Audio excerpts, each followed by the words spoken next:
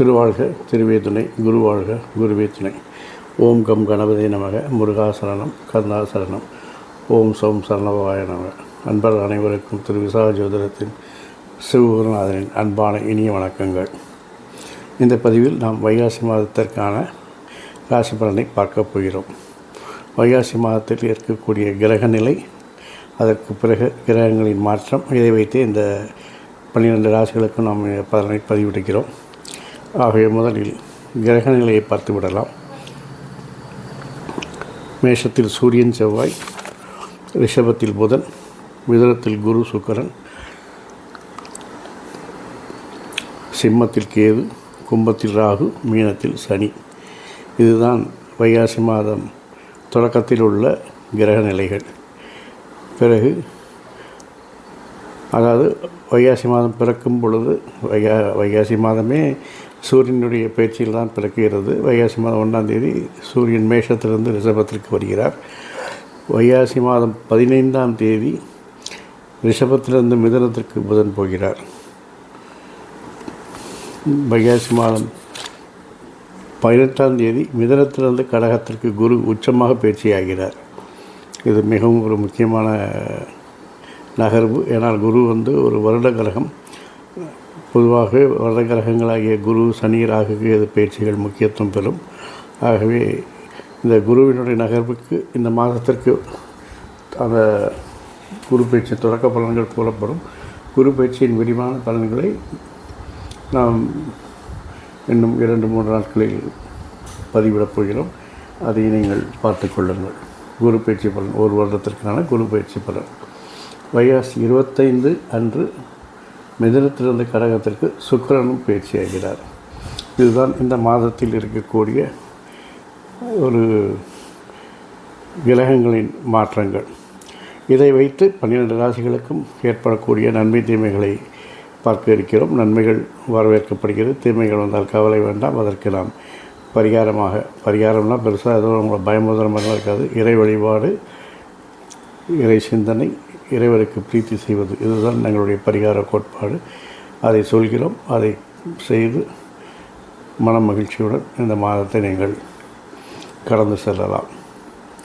வாருங்கள், வீடியோக்குள் போகலாம்.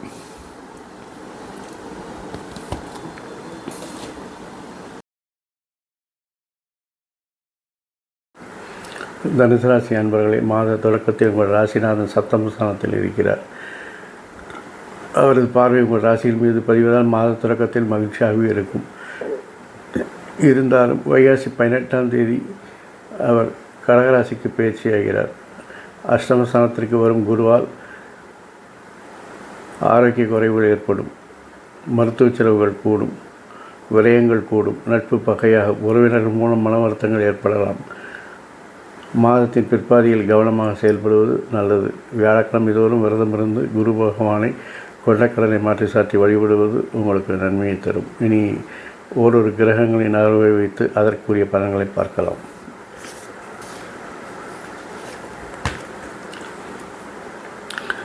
மாதத்தின் முதல் நாள் சூரியன் ரிஷபத்தில் சஞ்சரிக்கிறார். அதாவது உங்களுடைய பூர்வ புண்ணிய புத்திரஸ்தானத்திற்கு சஞ்சரிக்கிறார். இதனால் என்ன ஆகும் அப்படின்னு கேட்டிங்கன்னா, உங்கள் சுயநலம் அதிகமாகி உங்கள் நிலையை கெடுத்துக்குவீங்க. ஏன்னா சுயநலம் மட்டுமே முக்கியம்னு நினச்சி செயல்படும் போது மற்றவர்கள் நலனை கவனிக்காதனால மற்றவருடைய வெறுப்புகளை சம்பாதிப்பீங்க. வசதி வாய்ப்புகள்லாம் குறையும். அந்தஸ்து உள்ள நண்பர்களும் உங்களுக்கு அமைவாங்க. புதிய நண்பர்கள், அந்தஸ்துள்ள நண்பர்களாக அமைவாங்க. தூர பயணங்கள்லாம் அதிகமாகும். சாதனைகள் எல்லாம் செய்து வெகுமதியெல்லாம் கிடைக்கக்கூடிய காலம் இது. மாணவருடைய கல்வி சிறப்பாக இருக்கும். அதனால் சூரியனுடைய பலன்கள் பார்த்திங்கன்னா நல்லா தான் இருக்குது. ஒரே ஒரு விஷயம் சுயநலம் தான். சுயநலத்தை மாற்றிக்கொண்டால் மற்றவர்களையும் கொஞ்சம் நினைத்து செயல்பட்டிங்கன்னா நல்லாயிருக்கும்.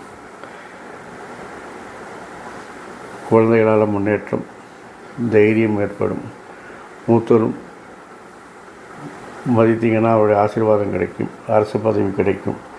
கோயில் திருப்பணியை செய்யக்கூடிய காலம் இது. தொட்டதெல்லாம் தொடங்கும். அதிர்ஷ்டம் சிறப்பாக இருக்கும்.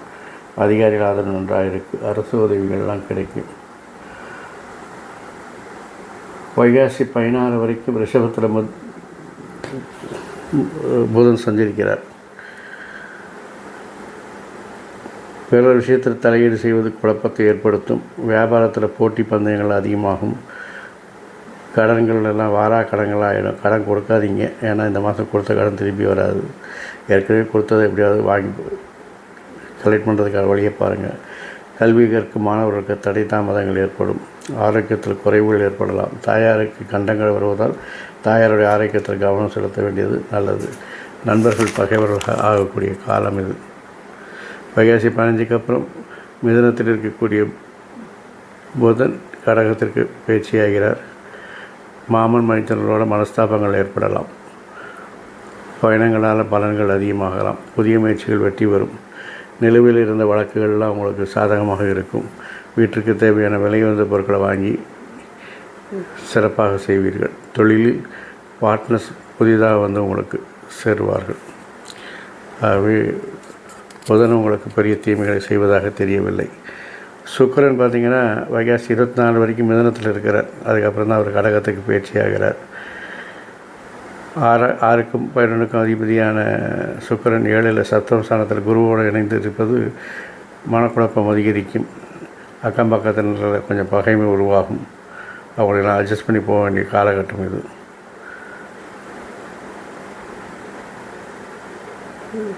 சோதனைகள் நிறைந்து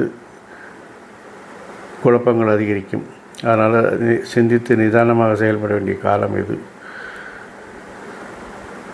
தீர்மானங்கள் எடுப்பதில் தடுமாற்றம் உண்டாகும். வைகாசி 25க்கு அப்புறம் கடகத்தில் மாறக்கூடிய சுக்கிரன் உங்களுக்கு திட்டமிடாமலே காரியங்களை வெற்றிகளை பெற்றுத் தருவார். இதுவரை இருந்த செலவுகள் குறைந்து சேமிப்பு கூடும். நினைத்தது நிறைவேறும். தன்னம்பிக்கை பிறக்கும். பொருளாதார தடைகள் விலகி பண நெருக்கடிகள்லாம் குறையும். அரசு வேலை செய்பவர்களுக்கு அதிகாரிகள் ஆதரவு நன்றாக இருக்கிறது. உத்தியோகத்தில் கேட்ட இடத்துக்கு மாற்றம் கிடைக்கும். புதிய முயற்சிகள் வெற்றி கிடைக்கும். அரசியலில் கூடுதல் பொறுப்புகள் கிடைக்கும். வியாபாரத்தில் பார்ட்னர்ஸ் குழப்பம் உண்டாக்குவாங்க. அதனால் பார்ட்னர்ஸை ஜாக்கிரதையாக ஹேண்டில் பண்ணிக்கோங்க. உத்தியோகத்தில் உழைப்புக்கேற்ற ஊதியங்கள் கிடைக்கும். மாணவர்கள் படிப்பில் கவனமாக இருக்கணும். இல்லாட்டி இந்த தடவை கொஞ்சம் பிரச்சனைகளை கொடுக்கக்கூடியதாக இருக்குது. அதனால் பார்த்திங்கன்னா மாத பிற்பாதையில் உங்களுக்கு சுக்கிரன் நல்ல பலனை தான் தரார்.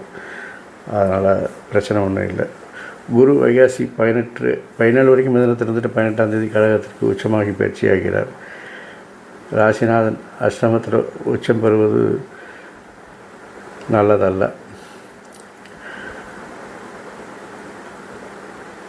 நல்லது செய்த மதிப்பு செய்த குரு அஷ்டமத்தில் வரும்போது எதெடுத்தாலும் சிக்கல் தடைகளை உருவாக்குவார்கள்.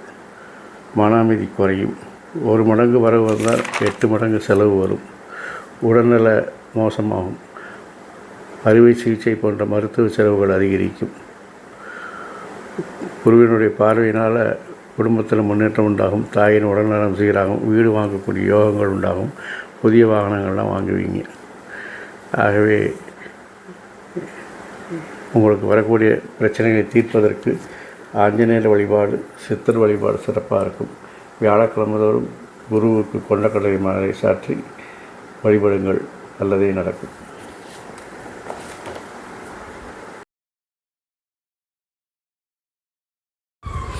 இந்த மாதம் மட்டுமல்லாமல் எல்லா மாதங்களும், எல்லா நாட்களும், எல்லா வாரங்களும், எல்லா நேரத்திலும் இனிய நாளாக, இனிய மாதமாக, இனிய வாரமாக, இனிய வருடமாக, இனிய பொழுதாக அமைய என் அப்பன் செந்தூர் முருகன் அருள் புரிவாராக. மேலும் ஆயுள், ஆரோக்கியம், அமைதி, சந்தோஷம், ஐஸ்வர்யம் போன்ற சகல சௌபாக்கியம் தந்து காத்தல்வாராக. இந்த பதிவில் கொடுக்கப்பட்டிருக்க பலன்கள் எல்லாம் பொது பலன்கள் மாத்திரமே. உங்களுடைய தனிப்பட்ட முறையில் பலன்கள் வேண்டுமென்றால் காணொலியில் கொடுக்கப்பட்ட நம்பருக்கு வாட்ஸ்அப் செய்து உங்களுடைய ஜாதகத்தின் அடிப்படையில் தனிப்பட்ட பலன்களை பெற்றுக்கொள்ளலாம்.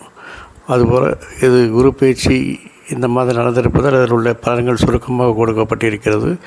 குரு பயிற்சியின் பலன்கள் தீர்க்கமாக விரிவாக 2 நாட்களில் காணொலிகள் இட இருக்கின்றோம். அதை வேண்டும் என்பவர்கள் இந்த சேனலை சப்ஸ்கிரைப் செய்து வைத்துக்கொண்டால் உங்களுடைய நோட்டிஃபிகேஷன் உங்களை அதை பார்க்க வைக்கும் என்பதை நினைவில் கொள்ளுங்கள். வாழ்க வளமுடன், வளர்க சுகமுடன், அறம் செய்வோம், கர்மத்தின் வழி உரைப்போம்.